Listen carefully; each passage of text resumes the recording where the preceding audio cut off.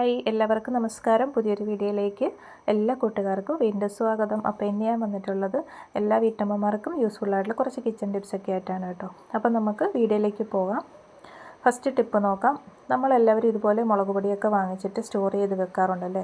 അപ്പോൾ കുറച്ച് കൂടുതൽ മുളക് പൊടിയൊക്കെ വാങ്ങിച്ച് നമ്മളിതുപോലെ ബോട്ടിലൊക്കെ വെക്കുന്ന സമയത്ത് ചിലപ്പോൾ അത് കട്ട കുത്തി പോകും, അല്ലെങ്കിൽ ചിലപ്പോൾ അത് പൂത്തൊക്കെ പോകാനുള്ളൊരു പൂപ്പലൊക്കെ പിടിക്കാനുള്ളൊരു ചാൻസ് ഉണ്ട്. അപ്പം ചെറിയ ബോട്ടിലാണെങ്കിലും ഇതുപോലെ നമ്മൾ വെക്കുന്ന സമയത്ത് ചിലപ്പോൾ അത് കട്ട കുത്തി പോകാനുള്ള ചാൻസ് ഒക്കെ ഉണ്ട്. അപ്പോൾ അങ്ങനെ വരാതിരിക്കാൻ വേണ്ടി നമ്മുടെ വീട്ടിലെല്ലാവരും വീട്ടിൽ കായം ഉണ്ടാവുമല്ലോ അല്ലേ. അപ്പോൾ അതിൽ നിന്നൊരു നുള്ളു കായപ്പൊടി ഇതിലേക്ക് ഇട്ട് കൊടുത്തിട്ട് നന്നായിട്ടൊന്ന് മിക്സ് ചെയ്തിട്ട് നമ്മൾ വെക്കുകയാണെങ്കിൽ എത്ര മുളക് പൊടിയാണെങ്കിലും കുറേ നാൾ നമുക്ക് കേടുകൂടാതെ എത്ര കാലം വേണമെങ്കിലും നമുക്കത് ഫ്രഷായിട്ട് തന്നെ കട്ട കുത്തി പോകാതെയും പൂപ്പലൊന്നും പിടിക്കാതെ തന്നെ നമുക്ക് സൂക്ഷിച്ച് വെച്ചിട്ട് യൂസ് ചെയ്യാൻ പറ്റും. അപ്പം നല്ലൊരു ടിപ്പാണ്, എല്ലാവരും ഒന്ന് ട്രൈ ചെയ്ത് നോക്കണേ.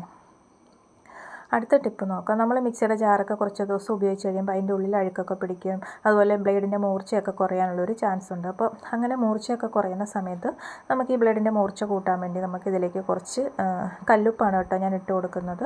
അപ്പോൾ അതിലേക്ക് കുറച്ച് കല്ലുപ്പ് ഇട്ട് കൊടുക്കുക. ഇതിട്ട് അടിക്കുമ്പോൾ തന്നെ നന്നായിട്ട് നമ്മുടെ ബ്ലേഡിൻ്റെ മൂർച്ചയൊക്കെ നന്നായിട്ട് ഈ ജാറിൻ്റെ കൂടി കിട്ടും കേട്ടോ.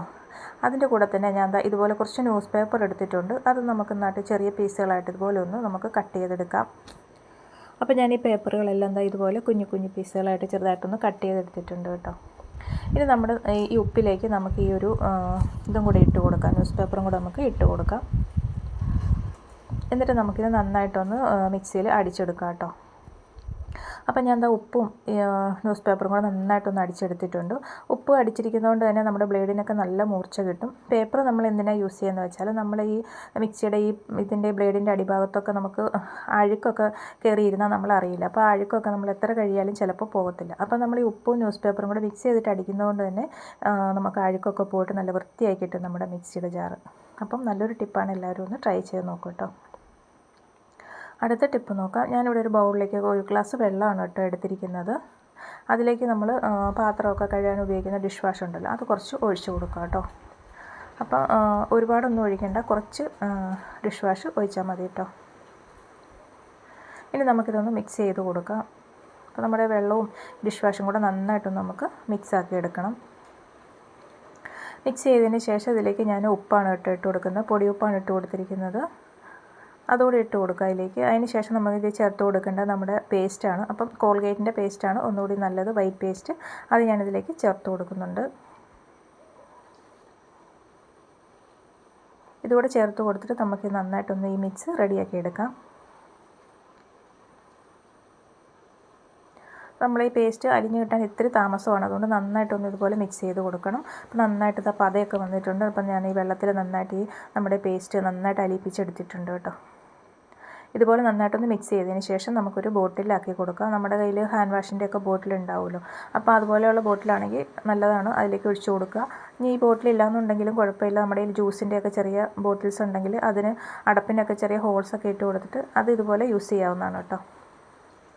അപ്പോൾ ബോട്ടിലേക്ക് ആക്കി കൊടുത്തിട്ടുണ്ട്. ഞാനിവിടെ ചെറിയ ഹാൻഡ് വാഷിൻ്റെ ബോട്ടിലാണ് കേട്ടോ എടുത്തിരിക്കുന്നത്. ഇനി നമുക്ക് പാത്രങ്ങളൊക്കെ കഴുകാൻ ഈ ഒരു സൊല്യൂഷൻ ഉപയോഗിക്കാവുന്നതാണ് കേട്ടോ. അപ്പോൾ ഇതുപോലെ നമ്മൾ ഗ്യാസിന് വെച്ച് കഴിയുമ്പോൾ ചിലപ്പോൾ ഇങ്ങനെ കരിയൊക്കെ പിടിച്ചിട്ട് നമ്മൾ ചിലപ്പോൾ എത്ര കഴിയാലും ചിലപ്പോൾ ആ കരിയൊന്നും പോകത്തില്ല, അഴുക്കും കരിയും കറയൊക്കെ പിടിച്ചിരിക്കും. അപ്പോൾ അത് പോകാനായിട്ട് നമുക്ക് ഈ ഒരു സൊല്യൂഷൻ യൂസ് ചെയ്തിട്ട് വാഷ് ചെയ്തെടുക്കാവുന്നതാണ് കേട്ടോ. അപ്പോൾ ഞാനത് തേച്ച് കാണിക്കാം. ഈ ഒരു പാത്രത്തിൻ്റെ സൈഡിലൊക്കെ നന്നായിട്ട് കരി പിടിച്ചിട്ടുണ്ട്. അപ്പം അതിലേക്ക് ഇത് കുറച്ച് ഒഴിച്ച് കൊടുത്തിട്ട് നമുക്കൊന്ന് തേച്ച് കൊടുക്കാം. അപ്പോൾ തേക്കുമ്പോൾ തന്നെ നിങ്ങൾക്ക് കാണാൻ പറ്റുന്നുണ്ടാവും ആ കരി പോകുന്നത്. അപ്പോൾ അധികം ഹാർഡല്ലാത്ത കരി ആയതുകൊണ്ടാണ് കേട്ടോ ഞാൻ ഈ സ്പോഞ്ച് വെച്ചിട്ട് തേക്കുന്നത്. അപ്പോൾ കുറച്ച് ദിവസം കൂടുതൽ കട്ടിയായിട്ടുള്ള ഇരിക്കുന്ന കരിയൊക്കെ ആണെങ്കിൽ നിങ്ങൾ ചിലപ്പോൾ സ്ക്രബ്ബറൊക്കെ ഇട്ട് തേക്കേണ്ടി വരും. എന്നാലും അധികം ബലം പിടിക്കേണ്ട, ജസ്റ്റ് ഒന്ന് തേച്ച് കൊടുത്താൽ മതി.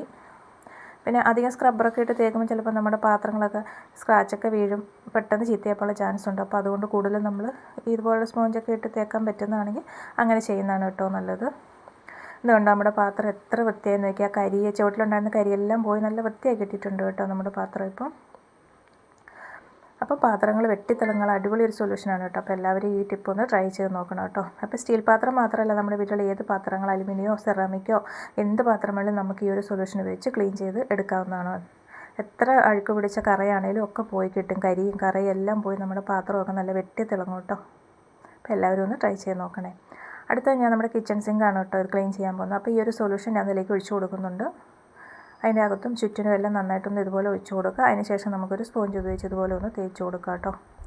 അപ്പോൾ ഇതിന് സ്ക്രബ്ബർ ഉപയോഗിച്ച് നമ്മൾ അധികം തേക്കാൻ പാടില്ല, കാരണം ഇതും മൊത്തം ഇത് സ്ക്രാച്ച് വീഴും, അങ്ങനെ പെട്ടെന്ന് തന്നെ ചീത്തയായപ്പോൾ ചാൻസ് ഉണ്ട്. അപ്പോൾ ചെറിയ സ്പോഞ്ചോ ബ്രഷോ ഒക്കെ ഉപയോഗിച്ചിട്ട്, സോഫ്റ്റ് ആയിട്ടുള്ള ബ്രഷൊക്കെ ഉപയോഗിച്ച് നമ്മൾ തേച്ച് കഴുകുകയാണെങ്കിൽ അതാണ് കേട്ടോ നല്ലത്. അപ്പോൾ ഒരുപാട് സമയം വരച്ച് നമ്മൾ ബലം പിടിച്ച് തേക്കേണ്ട, ജസ്റ്റ് ഒന്ന് തേച്ച് വിട്ടാൽ മതി. പേസ്റ്റൊക്കെ ഉള്ളതുകൊണ്ട് തന്നെ പെട്ടെന്ന് തന്നെ അഴുക്കും കറയും ആ ഒരു ബാഡ് സ്മെല്ലൊക്കെ ഉണ്ടാവുമല്ലോ നമ്മുടെ കിച്ചൺ സിങ്കിൽ, എപ്പോഴും നമ്മൾ പാത്രങ്ങളൊക്കെ കഴുകുന്നതല്ലേ. അപ്പോൾ ആ ഒരു സ്മെല്ലൊക്കെ പോയിക്കിട്ട് നല്ലൊരു സ്മെല്ലും ആയിരിക്കും. അതുപോലെ തന്നെ നല്ല വൃത്തിയായി കിട്ടുകയും ചെയ്യും, നല്ല വെട്ടിത്തിളങ്ങും നമ്മുടെ കിച്ചൺ സിങ്ക്. അതുപോലെ തന്നെ നമുക്ക് ഈ ഡിഷ് വാഷിൻ്റെ ഉപയോഗം ഒരുപാട് കുറയ്ക്കാനും പറ്റും. കുറച്ചല്ലേ നമ്മൾ ഇതിനകത്ത് എടുത്തിട്ടുള്ളൂ, അപ്പോൾ നമ്മുടെ ഡിഷ് വാഷ് കുറേ നാൾ നമുക്ക് കൂടുതൽ യൂസ് ചെയ്യാനും പറ്റും കേട്ടോ. അപ്പോൾ അല്പം എടുത്താൽ മതി.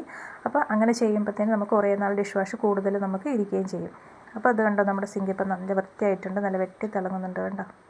അപ്പോൾ എല്ലാവരും ഇപ്പോൾ ഒന്ന് ട്രൈ ചെയ്ത് നോക്കുക കേട്ടോ. അപ്പോൾ നമ്മൾ കിച്ചൺ ഡീപ്പ് ക്ലീൻ ചെയ്യുന്ന സമയത്ത് നമ്മുടെ kitchen counter top, gas stove ഒക്കെ നമുക്കിത് വെച്ച് ക്ലീൻ ചെയ്യാവുന്നതാണ് കേട്ടോ. ഇപ്പോൾ ഈ സൊല്യൂഷൻ എല്ലാവരും റെഡിയാക്കി ഒന്ന് ട്രൈ ചെയ്ത് നോക്കണേ. അപ്പോൾ ഇത്രയേ ഉള്ളൂ കേട്ടോ. വീഡിയോ ഇഷ്ടപ്പെട്ടാൽ ഒന്ന് ലൈക്ക് ചെയ്യുക, സബ്സ്ക്രൈബ് ചെയ്ത് സപ്പോർട്ട് ചെയ്യുക. അടുത്ത വീഡിയോ ആയിട്ട് വീണ്ടും കാണാം.